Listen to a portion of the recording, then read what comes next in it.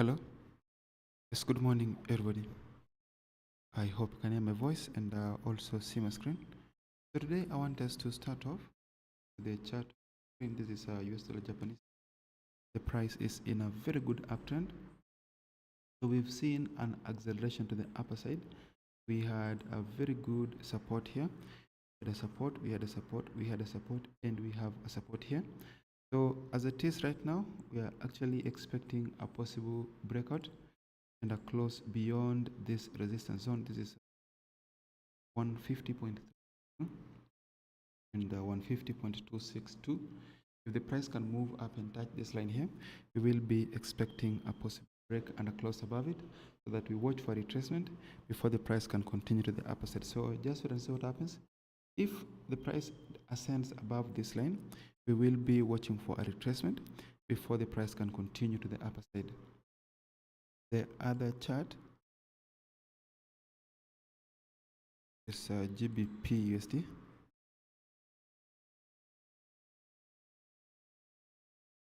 This chart here, yesterday we were looking for sell positions, expecting that while the price is held below this line, this was supposed to be a very good place to look for a sell from.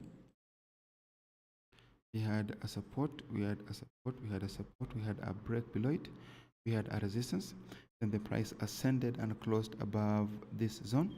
So as it is right now, this is still a possible long-term buy position while the price is held beyond this line.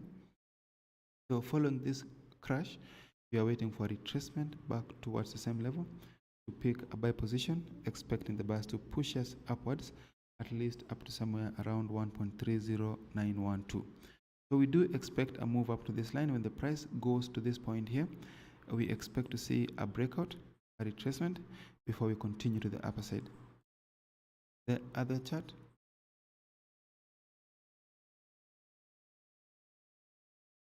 is Eurusd. So Eurusd so far, we are in a downtrend. The price is moving to the lower side. So we've had a very good bearish formation. As you can see, we had a resistance, we had a resistance, we had a resistance, we had a resistance, we had a resistance. If the price can move up and touch this same trend line, this should give us an ideal place to look for a sell from. So just wait and see what happens. If the price should go up to this point, if it doesn't break and close above it, that will be a good place to be looking for a sell position from. So we will be expecting the sellers to come in from around this area.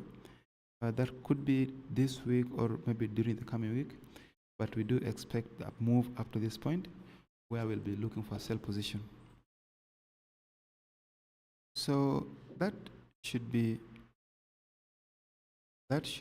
my opinion on those charts.